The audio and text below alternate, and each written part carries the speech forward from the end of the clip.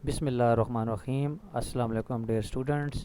Today my lecture is on length of curve in polar form. Previous video में हमने एक topic discuss किया था area of the curve in polar form. तो आज हम पोलर फॉर्म में जो कर्व होगी उसकी हम लेंथ कैलकुलेट करेंगे। तो हमारे पास पोलर कोऑर्डिनेट सिस्टम जो होते हैं वो आपके पास होते हैं x is equal to R cosine theta और y is equal to R sine theta, और हमारे पास जो पोलर फॉर्म होती है वो होती है r is equal to F theta, यानी पोलर फॉर्म में जो इक्वेशन होती है। तो हम यहाँ r की जगह जो है एफ थीटा पुट कर देंगे, तो x की वैल्यू बन जाएगी एफ थीटा कोसाइन थीटा और y की वैल्यू बन जाएगी एफ थीटा और sine theta. Theta varies from alpha to beta. अब हमने एक टॉपिक डिस्कस किया था प्रीवियस वीडियो में कि जब आप कार्टियन फॉर्म में या पैरामीट्रिक फॉर्म में अगर आपके पास इक्वेशंस हैं तो हम उसकी लेंथ कैसे कैलकुलेट करते हैं। तो हमारे पास फार्मूला था L is equal to alpha to beta d x over D theta का square plus d Y over D theta का स्क्वायर और स्क्वायर रूट। यानी अगर आपने पैरामीट्रिक इक्वेशंस अगर आपको दी हुई हैं तो आपने लेंथ इस फार्मूले से कैलकुलेट करनी है। अब क्योंकि आपको गिवन दिया हुआ है यहाँ एक्स आपके पास है एफ थीटा कोसाइन थीटा और वाई दिया हुआ है D F theta sine theta, तो आप इसका D x over D theta calculate करें, यानी यहाँ प्रोडक्ट थ्योरम लगेगा।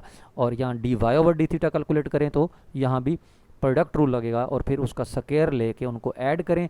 तो जब हम इस फार्मूले में पुट करेंगे तो वो इक्वेशन जो बनेगी वो ये बनेगी R square plus D R over D theta whole square और डी थीटा। यानी लेंथ आपने अगर पोलर फॉर्म में कैलकुलेट करनी है तो उसका फार्मूला क्या बना, R square plus D R over D theta का स्क्वायर और स्क्वायर रूट। तो ये फार्मूला हम यूज़ करेंगे किसी भी कर्व का पोलर फॉर्म में अगर आपके पास है तो उसकी लेंथ इस तरीके से कैलकुलेट होगी।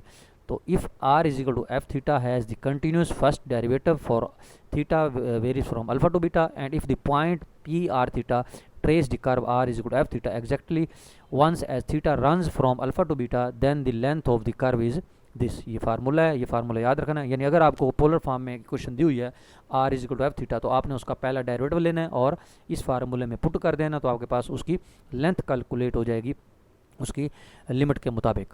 अब जैसा कि इस क्वेश्चन में देखें वो कह रहे हैं find the length of the cardioid r is equal to 1 minus cosine theta. ये मैंने पिछली वीडियो में भी बताया था कि जो कार्डियाइड की वैल्यू होती है, क्योंकि कार्डियाइड की इक्वेशन होती है r is equal to a into 1 minus cosine theta. अब देखें इस 1 माइनस कोसाइन थीटा के साथ 1 मल्टीप्लाई हो रहा है, यानी उसके फैक्टर के साथ कुछ नहीं है, मतलब 1 है। तो 1 का मतलब है आपके पास ए जो है 1 है तो उसकी मैक्सिमम वैल्यू हो जाएगी 2। तो इसका मतलब है कार्डियाइड की जो मैक्सिमम वैल्यू होती है वो होती है 2a, क्योंकि यहाँ a 1 है तो आपके पास इसकी मैक्सिमम वैल्यू 2 हो गई। तो आप आर और मिनिमम तो ज़ीरो ही होती है, तो आप आर को जब ज़ीरो पुट करेंगे तो कोसाइन थीटा जो है वो आपके पास 1 आएगा, और जब आप आर को 2 पुट करेंगे तो आपके पास कोसाइन थीटा की वैल्यू -1 आएगी। तो उसी तरीके से इसकी वैल्यू जो है वो 0 से लेकर पाई तक वेरी करेगी, यानी इसकी जो लिमिट है वो 0 से पाई तक आएगी, लेकिन वो से फिर अपर हाफ की कैलकुलेट होगी लेंथ। लेकिन हमने क्योंकि टोटल फाइंड करनी है तो टोटल ज़ाहिर बात है जितनी ऊपर है उतनी ही नीचे है, तो आपके पास ये 0 से लेकर अगर हम 2 पाई तक ले लें तो ये कंप्लीट रोटेशन हमारे पास, क्योंकि सर्कल की तरह वेरिएशन है, तो इसकी लिमिट जो हो जाएगी वो 0 से लेकर 2 पाई आप ले सकते हैं। या अगर आप 0 से लेकर पाई ले लें और फिर उसके बाद 2 से आपको ज़रब देनी पड़ेगी, क्योंकि जितनी लेंथ अपर हाफ की है उतनी ही लेंथ लोअर हाफ की भी होगी। तो आपके पास 2 से आप ज़रब दे दें या टोटल लिमिट जो है उसकी 0 से 2 पाई ले लें। अब आपको क्योंकि आर दिया हुआ है 1 माइनस कोसाइन थीटा, आपने सिर्फ फर्स्ट डेरिवेटिव कैलकुलेट करना है। देखें D R over D theta निकालना है, तो आप इसका डेरिवेटिव लें D R over D theta, तो वो साइन थीटा आ गया।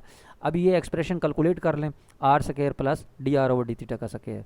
तो r square plus D R over D theta का स्क्वायर जो है आर की वैल्यू पुट करें 1 माइनस कोसाइन थीटा स्क्वायर वैसे ही, और d are over D theta की वैल्यू पुट करें साइन स्क्वायर।